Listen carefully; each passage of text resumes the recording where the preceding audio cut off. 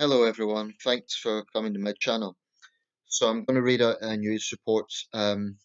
This is a subject that I don't really like to talk about because I find it depressing, but it's something I care strongly about and it needs to be discussed. It's something that happens all too often and I think it needs to be discussed.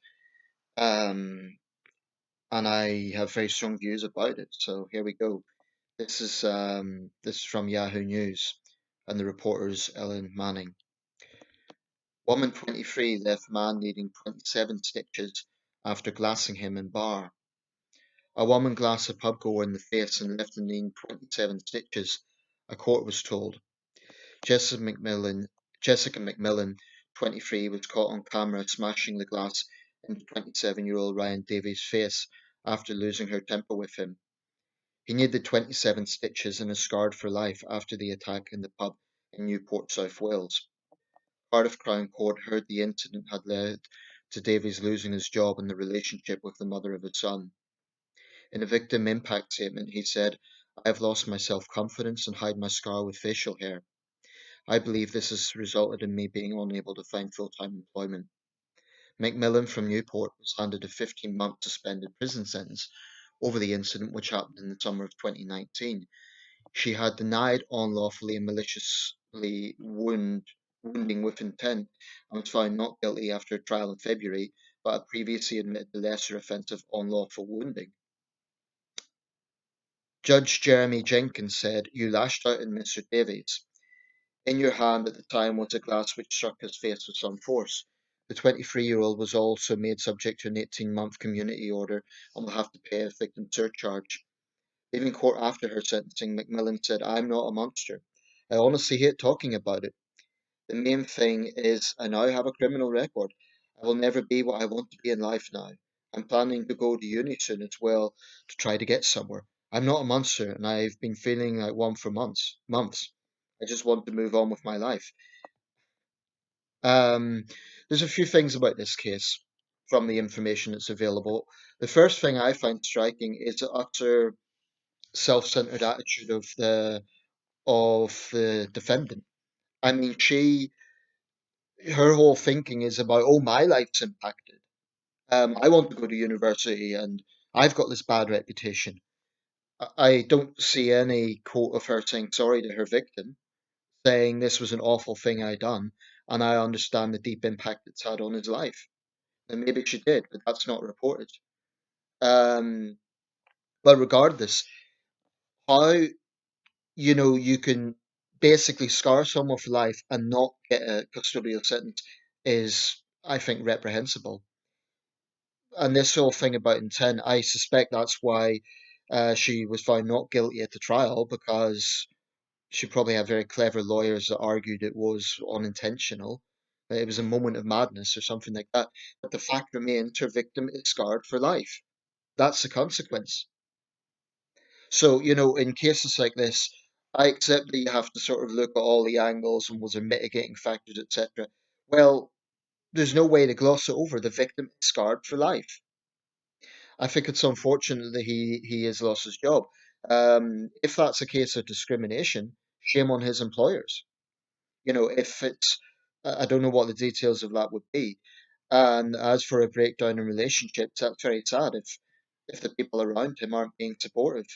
I mean, if the mother of his child, or it just seems that this guy has been a victim of a violent crime, and what's he had as a result? The person who done it walks free. She does a community sentence. She pays him money. I don't know how much that will be, but just her totally self-centered attitude. Um, I honestly hate talking about it. The main thing is I now have a criminal record. I will never be what I want to be in life now. That's not true because she's free. She will have to put on a disclosed statement when she applies for jobs that she had this record. But with the way legislation is changing now, she'll have opportunities. She's only 23, she will have opportunities. I really don't think it warrants, like, the price she is paying. To me, it does not balance what she done to her victim. Whatever he does, he will have that scar. The fact he has to cover it with facial hair gives some indication of how bad it is. But I just can't comprehend the mundane way these weak judges talk. Judge Jeremy Jenkins said you lashed out at Mr. Davies. In your hand at the time was a glass, which struck his face with some force. If I were the judge, I would be saying this was an action of a selfish thug. You did not consider the impact this would have on your victim. Why just state the obvious? You know, there was a time when judges would reprimand the defendant as, they are in a position of judgment. I just think this is yet another example of how pathetic our justice system is. And one can't help but feel, there's a gender issue at play here. If a man had glassed a woman, that would be absolutely jail, and it should be. I would support that. But I do think there are double standards with violent women. Um, because time after time we see this. We see violent women not getting a custodial sentence. And yes, occasionally violent men also escape custodial sentences, but not to the same extent. I think if you have two crimes that are exactly the same, and one defendant's a man and one defendant's a woman, the woman will almost always get a more lenient sentence. That needs to be explored. But with all this talk of the crime bill and the government notching up the rhetoric on making criminals pay, clearly there's a long way to go. I want to see a situation where judges have their hands tied. So the minimum sentence in a case like this has to be custodial. So legally, that is all they can do. Because I don't accept this argument that judges have their hands tied. I think a lot of the time it's an ideological decision. And I think partly it's because judges think, well, prisons are overcrowded. I don't want to add to it. But I don't think that's a legitimate reason not to impose real justice. I mean, you could argue she won't do this again, but she only had to do it once to change her victim's life. So it doesn't matter if she never does this again. The point is the impact on the victim. It just sickens me. Um, but I think it reiterates a few things. It reiterates that clearly our sentencing situation just isn't proportionate to the gravity of crimes. I can't think of anyone, even people I know on the left, who would say that is an appropriate sentence.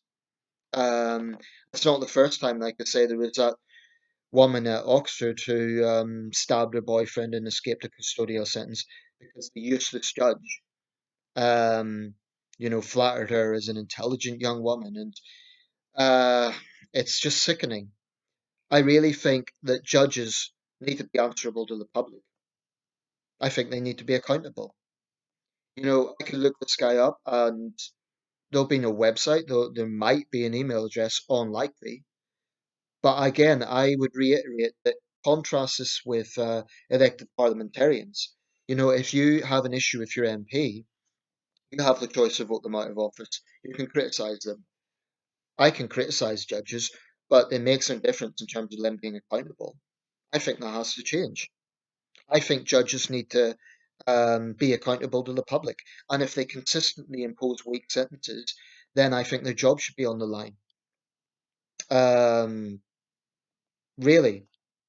I believe this very strongly. I believe that, let me just say this, I'm reluctant to demonize an entire profession. So I'm not going to say every judge is incompetent, every judge is bad. Occasionally, you do see sentences that do match the gravity of the crime, and that's a case where you have clearly a judge with their head screwed on correctly.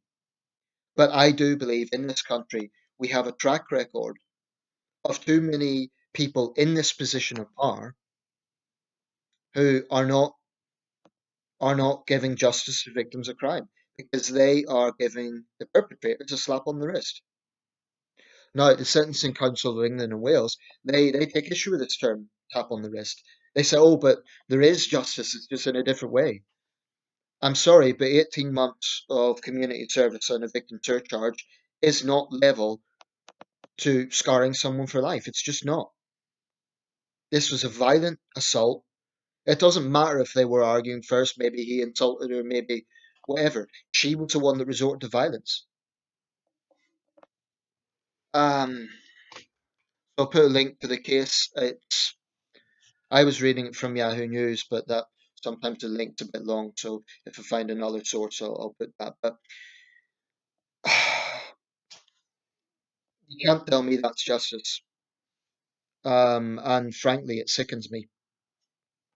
Like I say, I cannot think of any mitigating factors that would justify not giving her a custodial sentence. Or she didn't mean it.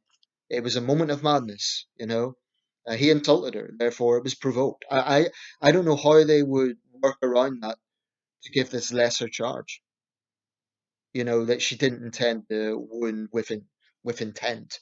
I mean, if you ram a hard glass into someone, the idea that that won't cause damage is preposterous. Unless she has severe learning difficulties, then that's just common sense. You know, you put glass in someone's face, they're going to be scarred, seriously cut. Well, cut scarred after the cut. I mean, the idea that she didn't know, it's infuriating. And my heart goes out to the victim. His life is impacted forever. I just hope he can find some peace of mind, and I hope that the surcharge is very high. I hope it covers at least some of his medical costs, because he'll no doubt have scarring and stitches and so on.